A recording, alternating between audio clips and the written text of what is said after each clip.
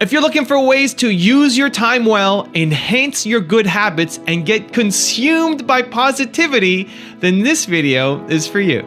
In the new year to come, invest in taking care of your body. Invest in nurturing and nourishing your relationships. Focus on the good things that are happening in your life. And to focus on the good things and be grateful doesn't happen automatically.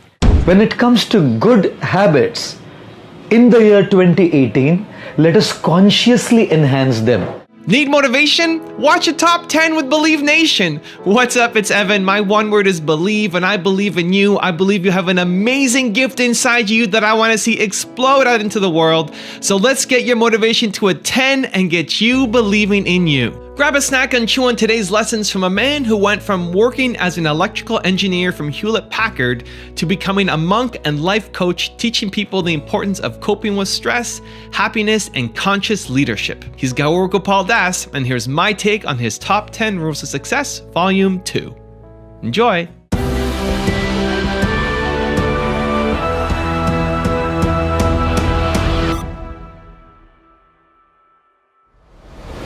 Rule number 1, utilize your time well. There are 4 things that we can never recover in our life. A stone, after it has been thrown into the valley.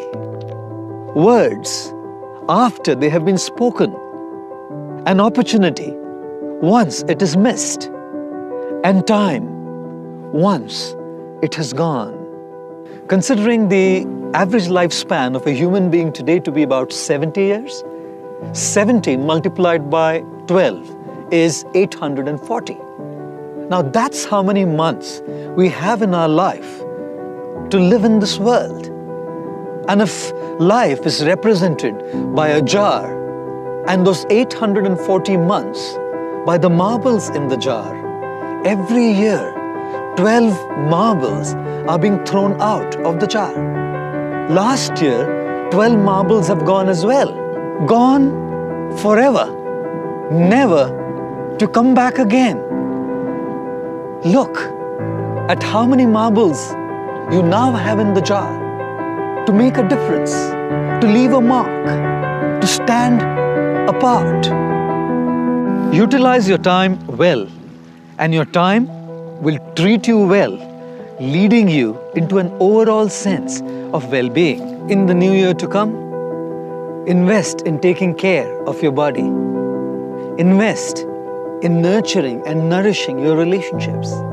Invest in finding and discovering your purpose, your passion, your calling in order to enhance your professional growth. Invest in pursuing and cultivating a meaningful, deep, spiritual connect.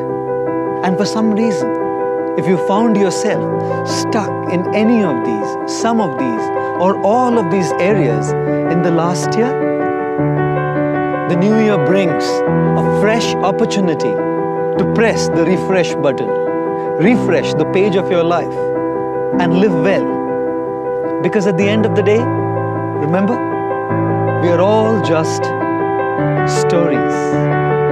And make sure that yours is an inspiring one. Rule number 2, focus. When one looks at the crane standing on one leg, completely focused into the waters, the crane with one pointed attention is looking at the waters as the fishes are swimming inside the waters. The crane will allow the small fish to swim around and not be satisfied with them. It'll allow the small fishes to go around and swim around. The crane will focus and wait for the big fish to come. If the crane settles with the small fish, it'll lose the big fish. And if the crane wants the big fish, it has to allow the small fish to pass by and go around. Similarly in life, when we want to focus on what is important, we should allow the small things to pass by. We shouldn't be distracted by the little things. Sometimes there'll be interpersonal issues and conflicts. Sometimes there'll be some health crises. Sometimes there might be a financial crisis. So many things keep happening in life.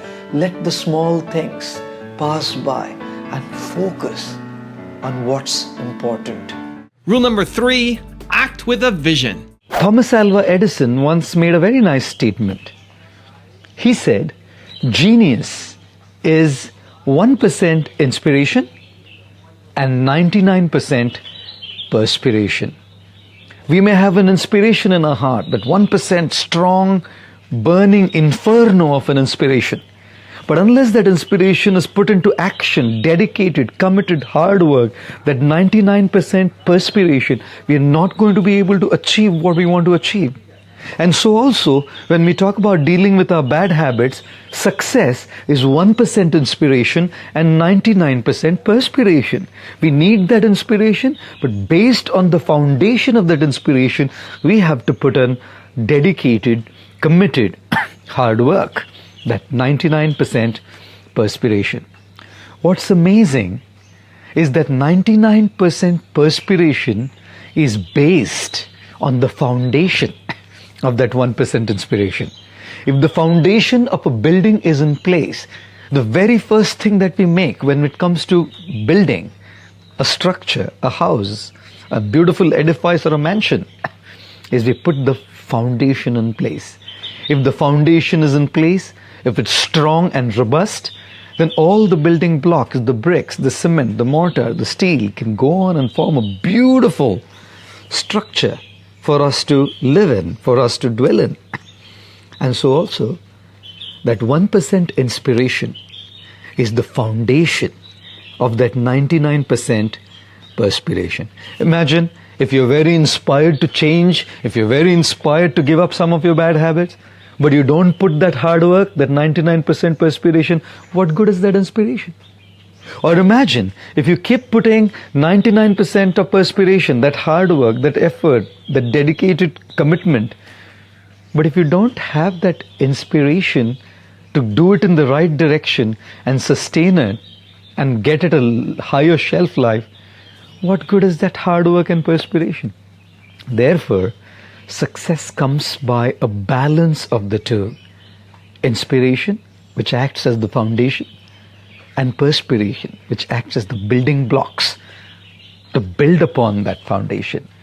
I once read a very interesting Japanese proverb. It said, action without vision is a nightmare. If you simply keep acting without having the right vision, the result is a nightmare. And it said, vision without action is a daydream. If you simply have a vision and you don't act upon it, all you have as a result is a daydream. I have rephrased it for our discussion here today. Perspiration without inspiration is a nightmare. But inspiration without perspiration is a daydream. Rule number 4, get consumed by productivity. Get consumed by the positive energy. Focus not on your bad habits. Get consumed not by the negative energy of your bad habits. Sometimes we just get so consumed by it that all that's playing on our mind is that. No, that's meant to be dealt with. Focus on the good things that are happening in your life. And to focus on the good things and be grateful doesn't happen automatically. It's not our default setting. Our default setting is to go towards the negative. Our default setting is to focus on the negative. We have to customize our lives by being consciously aware. We have to become more mindful and conscious of the wonderful gifts, the wonderful opportunities, the wonderful blessings that we've been showered with. And with that positive energy, with that positive emotion of gratitude, feel tremendously empowered to deal with our bad habits, to deal with our challenges. And therefore, do not be hateful about what you're going through in life. Be grateful for all those wonderful gifts that you've been given in your life. Rule number 5, take on challenges. I feel challenges are such an integral part of growth in our life. For example, a teacher will always pose higher and higher challenges to the students. Why? Because the teacher wants the student to grow in his or her understanding of the subject. Mathematics, for instance. What's mathematics in kindergarten and primary school, in secondary school, in university is different. Why? Because the challenge level goes on increasing. And the higher the challenge, and in a better way we are able to crack it, we simply grow deeper in our understanding of the subject. There is no meaning to life without a challenge. And the symptom of greatness is to accept that challenge in a very sportive spirit and learn how to grow deeper in whatever we are doing. Rule number 6, rewrite your mistakes. When you write, you will most certainly end up making mistakes. What's truly great is that right behind you is attached an eraser, and you can actually correct that mistake and once again write the right thing. Ladies and gentlemen, even in our lives we make so many mistakes. And what's amazing is God has given us the opportunity, the chance to erase them, to correct them, and to rewrite our stories. We all make mistakes.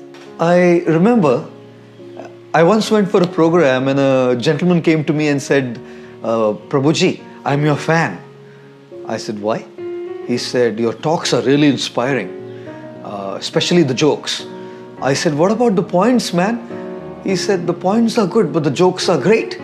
I said to him, come on, all the jokes are only meant to really pass on the message and drive home the point. And just as we were talking, a little boy came running and I said, your son, right?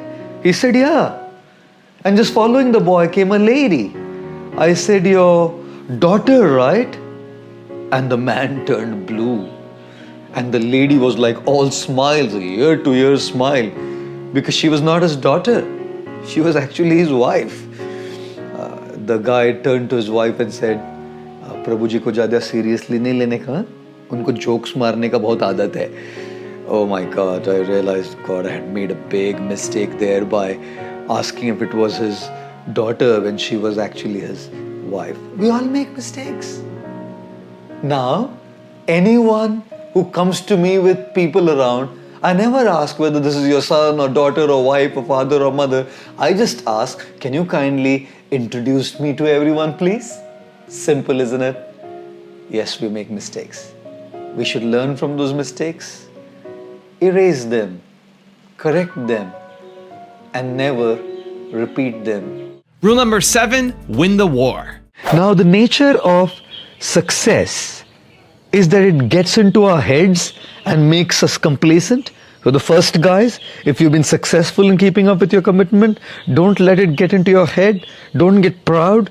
Don't get complacent, because complacency will stop your growth. And the nature of failure is whenever we are not able to keep up with our commitments, whenever we are not able to do what we want to do, is that it gets into our heart and makes us depressed. Ladies and gentlemen, if in the last week you haven't been able to keep up with your commitments, don't worry. Don't get depressed. Don't feel guilty. That guilt, if it helps you to improve, is good. But that guilt, if it just sends you into a mental trap, that guilt is no good. In fact, I always say this. It's not about losing a particular battle. It's about winning the war. Ladies and gentlemen, every war is made of many small and tiny battles. And it's only utopia, a fantasy, an imagination to think that those who are fighting in the war will win every battle. That is impossible. Even during the Kurukshetra war, when the 5 brothers, the Pandavas, the noble ones, were fighting with their 100 cousins, the vicious ones, the Kauravas, the whole idea was about winning the war. And the Pandavas kept losing many battles during the war. Abhimanyu, Arjun's son, was killed. Ghatotkach, Bhima's son, was killed. The 5 sons of Draupadi were killed. So many losses during that war. It's not that the Pandavas won every battle, but they were certainly victorious in the war. And during those battles, when they lost those battles, it's natural that we feel depressed. It's natural that we kind of have the tendency to give up. This is when Lord Krishna came to their rescue by always bringing their attention to the final goal, to keep their eyes focused on the final goal of winning the war. Rule number 8, enhance your good habits. I really want all of you to truly introspect. If you decided something in the last year, 2017, and did you truly work on it through the year, and where do you stand today? Throughout the day today till we meet the next morning, tomorrow at 8 o'clock, I want all of you to introspect. This one word, introspection, to see if you've actually worked on what you decided, or were you a victim of resolution, dissolution, and no solution. Ladies and gentlemen, I often say that habits are of 3 kinds. The first is our good habits. And when we talk about good habits, for example, saying a thank you, just as an example, or saying a sorry, being hospitable, courteous, kind is a good habit. And very often, it's just a habit though. Very often we could say a thank you or even say a sorry and not even mean it. We go into the autopilot mode, and that's why we call it a habit. It's just in the autopilot mode. We say thank you, we don't mean it. We may say a sorry, we may not mean it. And therefore, when it comes to good habits, in the year 2018, let us consciously enhance them.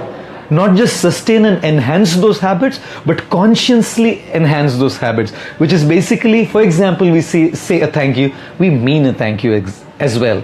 For example, if we say a sorry, we mean a sorry as well. They're good habits. And you could identify your own good habits and make sure that we do not continue them in an autopilot mode in the year 2018. So with the good habits, we don't want to be in the autopilot mode, but we want to consciously enhance the quality of those good habits as we enter the year 2018.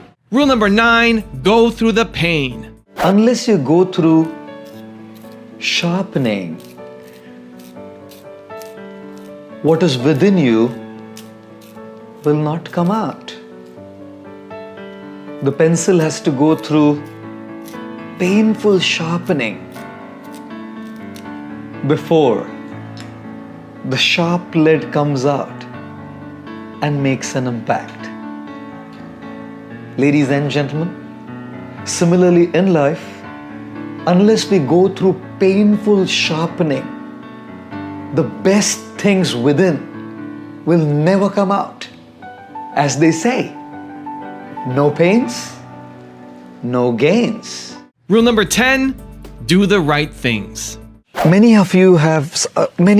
of you have commented and asked me this question that all this sounds easier than done. It's easy to say these things, easy to listen to these things, but when it comes to practical implementation, application, and dealing with these things in real life, it seems very difficult. It seems very hard. But that's very true. What you've said is perfectly true. Because only the wrong things come very easy. The right things that we need to do in our life don't come that easily. You know, when we do the wrong things, they give us that momentary pleasure and they're extremely easy to do. Although they give us that momentary pleasure and they're easy to do, in the long run, however, we have to pay a very high price in terms of our physical, emotional, mental and spiritual well-being. Although they give us pleasure and they're easy, God, they really cause a lot of trouble later.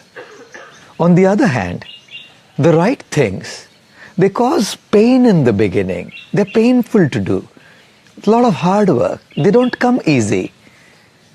And if we just are willing to bear that initial pain, that initial hard work, that initial discomfort, and that initial could be a long time actually, in the long run, these right things, these right habits pay back a massive premium to us in terms of sustained pleasure, safe pleasure, which has a very high shelf value, and it is not at all destructive to our overall sense of well-being. This kind of pleasure coming from the right things, Lord Krishna calls these pleasures in the Bhagavad Gita as sattvic pleasures, or pleasures in the mode of goodness. They cause pain in the beginning, discomfort in the beginning, but they pay back a huge premium in terms of sustained high shelf pleasures. On the other hand, Lord Krishna calls this short-term pleasures that come by doing wrong as pleasures in the mode of ignorance or tamasic pleasures. These pleasures are momentarily very exciting, thrilling, exhilarating, and they're easy to go. But in the long run, we have to pay a huge price. Therefore, ladies and gentlemen, do not worry so much about what is easy or hard. Worry about what is right and wrong. The right things may be hard, but we should be doing it in our long-term interest. The wrong things may come easy, but we should be avoiding them in our long-term interest. Therefore, even if being polite, sensitive, swift, sportive, kind to others may be hard, even if putting all these things that we've spoken in the last couple of days into practice sounds very hard and difficult, but that's the right thing to do. Ladies and gentlemen, in our transformative journey, we have to worry about the right thing to do, not the easy thing to do. And right things require a lot of hard work. But bit by bit, as we work hard, we can get there. So I had honestly never heard of him before we did the Top 10 Rules of Success Volume 1 on him. And I'm so glad we're able to do a Volume 2 because he brings so much wisdom, and just the way he tells the stories really connects with me. Whether it's the crane or the marbles or the pencils, he has a way to find what seems to be ordinary life or an ordinary object and bring it meaning and bring it value, and so I really appreciate his perspective. I think rule number 1 is probably my personal favorite. Just that idea of not living with regrets, making today count, not let another 12 months go by, another 12 marbles empty your jar before you take action on that thing that you want to do, and bringing it down to the everyday, like today matters. This moment matters. Don't put off your dream until tomorrow or say I'm going to make that phone call next week. It's so easy to just feel like we have infinite time, but we don't. And so I want this video that I'm making right now to matter. And then the next one I'm going to make right after it, I want that to matter too. Think if you make work every single day that your grandkids would want to see, make work that you are so proud of every day that you want to show your grandkids. If you did that every day, your life would be unrecognizable. It just would be. You fast forward a year, 5 years, 10 years, you'll be a totally different human being. And so making that your goal, to make work every single day that you want to show your grandkids, I think is a noble one. And so rule number 1 is my personal favorite. I'd love to know from you guys though, what was your personal favorite? Do you agree with me? Is rule number 1 the best rule, or is there one that you like better? Leave it down in the comments below. I'm really curious to see what you have to say. Now I made this video because Yogesh Desai asked me to. If there's someone you'd like me to do a future top 10 video on, check out the link in the description and you can go and cast your vote. I also want to give a quick shout out to Helen Ashcroft from Stronghold Media. Helen, thank you so much for picking up a copy of my new book, The Top 10 Rules of Success. I'm so glad you enjoyed it. Thank you for taking that picture and all your support on the book. So thank you guys again for watching. I believe in you. I hope you continue to believe in yourself and whatever your one word is. Much love. I'll see you soon. All of us in our childhood read the story of a crow who was extremely thirsty and was flying around looking for some water. The crow found a pitcher of water. As the crow landed itself on the rim of the pitcher and looked inside at the contents, he found there was water. But the water was at the very bottom of the pitcher and there was no way that the crow could drink water by putting its beak inside. The crew started thinking, what should be done? And it came across a brilliant idea. It started flying around and picking up in its beak tiny pebbles and putting them inside the pitcher. Pebble by pebble by pebble, the crow kept working hard until the level of the water rose way up to the rim of the pitcher and the crow quenched its thirst. Kakacheshta refers to the patient hard work and the effort of the crow. Yes, ladies and gentlemen, if we have to work on our lives, if we have to truly bring what is within outside, we have to go through some painful sharpening of kakacheshta, hard work. And don't they say that the only place where success comes before work is in the dictionary? That's because S comes before W. So let me give you the one-word secret to happiness. One word. This is all you need to be happy. The most important word ever.